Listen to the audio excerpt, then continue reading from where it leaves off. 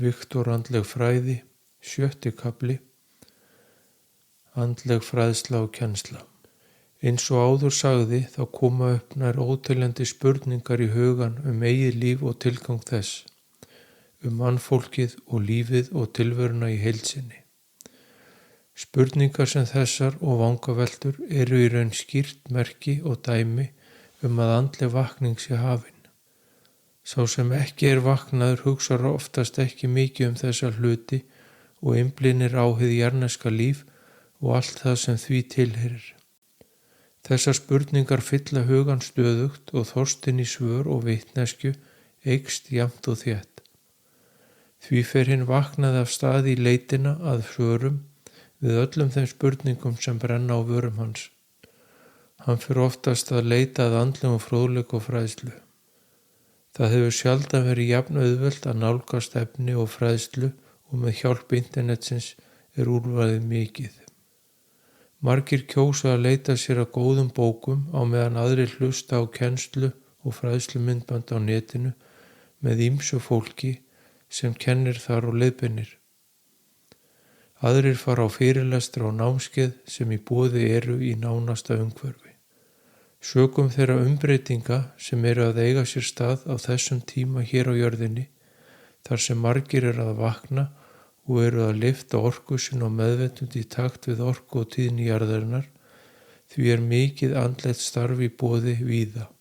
Mannkynið að fara inn á nýtt tímabil sem einkennist af meiri kærleika, samkennd og samvinnu manna á meðal. Sú græðgi og öll sú atorka sem verið hafa við líði aldir munu víkja fyrir kærleiksríkari gildum og viðhorfum. Þetta þýðir að andlegu þroski og meðvitundastig hækka og þessum má líkja við andlega vakningu einstaklingsins og þessar umbreytingar kosta mikil átök og ójafnvægi sem margir skynja í heiminum í dag. För mannkynsins stækkuð mynd af för sálarinnar en talin í árþúsundum á meðan för sálarinnar talin í öldum. Sökum þessara umbreytinga sem mannkynið að ganga í gegnum og margir að hækka meðvitund sína verulega, þá hér á jörðinni á þessum tímum margar sálir sem komnar til jarðarinnar til að hjálpa mannkyninu í gegnum þessa umbreytingu. Oft að ræða sálir sem lokið hafa sínum jarðnesku lífum og þurfa ekki að koma aftur til jarðarinnar, en koma í þeim tilgangi að kenna og leiðbeina. Því mun hinn vaknaði sjá þegar hann byrjar að leita að andlegum fræðum, kennslu og leiðsögn að úrvalið mikið, hvort sem það eru bækur, myndbönd, þættir og eða námskeið og fyrirlestrar víða.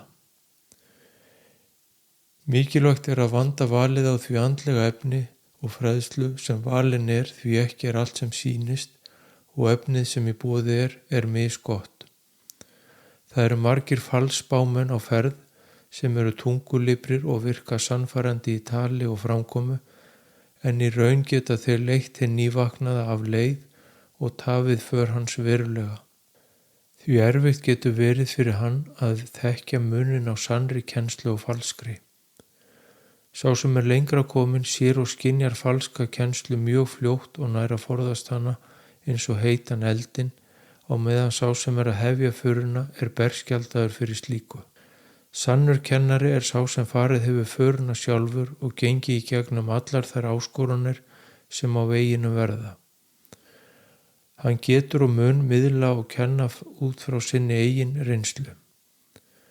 En margir sjá sér leik á borði því eftirspurnin eftir andlegri fræðslu og kennslu mikil þessar mundir og því reyna margir að ná sér í skjótan gróða með þeim hætti án þess þó að hafa gengið þinn andlega veg sjálfur og því líklegt að árangur slíkrar kennslu verður ekki mikill og skilar nemandanum að lokum eftir í vonbrigðum og sárum og viðkomandi mun oft á tíðum fresta för sinni óákveðinn tíma.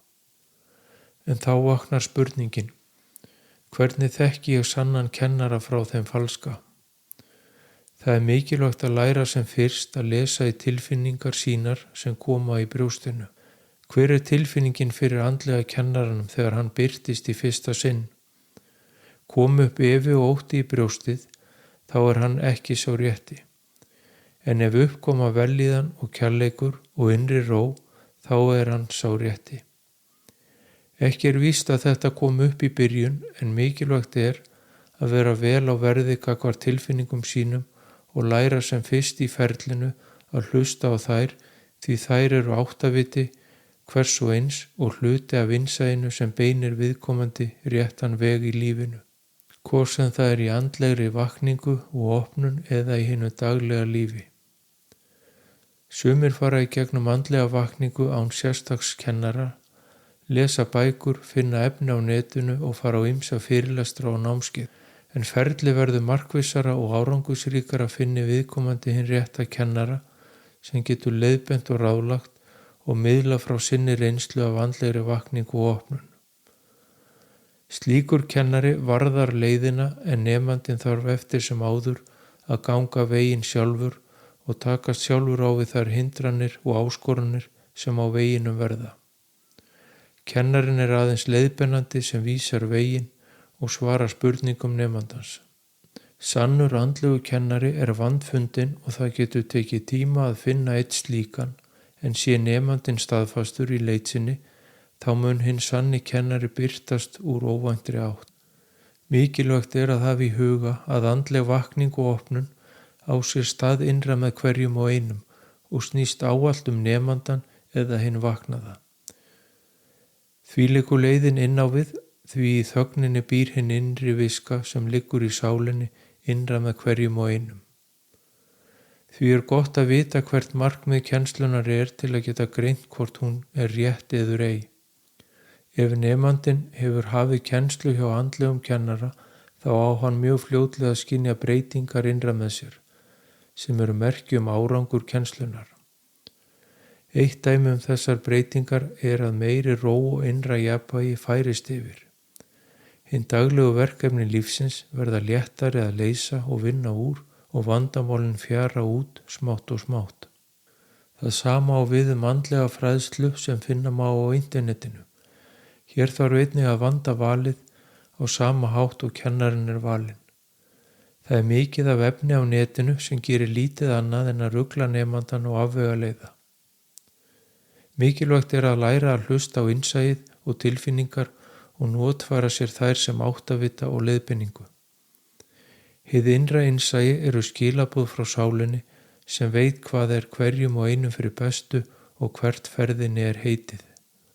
Það undir hverjum og einum komið hvaða leið valin í andlegri vakningu og opnun, hvaða bækur og eða það andlega efni sem hann velur sér, einnig hvaða kennari verður fyrir valinu til að leiðbeina sér í sínu ferli. Mikilvægt að hafa í huga að andleg vakning og opnun ferill sem gerist innra með hverjum og einum og fjallar í raun að frelsa sálina undan egóinu og hinnu falska sjálfi og tengjast þannig Guðsorkunni þaðan sem sálin kom í upphafi. Því allt það sem leiðir hugan út fyrir hið innra í raun til þess að draga athyglina frá kjarna málsins. Þó svo að andlegu leiðbeinandi kenni og vísi veginn, þá fer öll vinnan og vinslan fram innra með hverjum og einum. Gott að vita hvað máli snýst og kjarna málsins til að átta sig á því hvort það efni og svo kennsla sem hver og einn fær snúist þann kjarna. Því það margt í boði sem afvegaleiðir hinn nývaknaða og slíkt gerir lítið annað en að tefja og hægja á ferlinu og slíkt ber að forðast. Einnig misjafnt hvað hentar hverjum og einum. Þó svo að efnið sé vandað og gott, þá ekki þar með sagt að það henti öllum. Því mun hver og einn finna það efni og þann leiðbeinanda sem hentar hverjum og einum. Nemandinn þarf að ná vel til kennarans svo að kennslan beri árangur og hjálpi honum áfram hinn andlega vega. Einnig ber að halda sig fjarri og varast allt efni frá meginstraumsfjölmiðlum, hvort sem það fréttatengt og eða annað efni sem í raun í andstöðu við andlega vakningu og opnun og dregur hinn vaknaða í öfuga átt. Því margt af þessu efni fjölmiðlana blekking sem elur og ótta og sundrar fólki og í raun verið að vekja upp andstæðu sálarinnar, að lifa í sannleika, kærleika og einingu í hverju spori lífsins. Því er gott í upphafi andleira vakningar að draga sig frá slíkum fjölmiðlaefni stund. Þegar vöknunin er komin vel á veg þá er hægt að skoða slíkt efni en þá er meðvitundin orðin hærri og hinn vaknaði orðin meðvitaður munin á sannleika og blekkingu. Það gerist einnig oft að áhugin á efni meginströms fjölmiðlana fjarar út af sjálfum sér.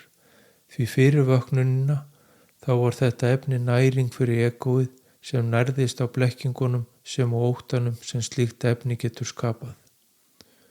Þetta efni er í raun til þess gert því það er hluti af og tilheyrir hinum egóíska heimi og ekkert rangt við það, en á endanum þá hentar slíkt ekki lengur þeim sem orðið meðvitaður sjálfan sig og umhverfi sitt og er andlega vaknaður. Þó svo að einhver andlegu kennari eða leiðbeinandi sem kennir á netinu sé með marga fylgjendur, þá er ekki þar með sagt að hann sé sannur andlegu kennari. Sannur andlegu kennari getur haft og hefur oftast fáa fylgjendur hverju sinni.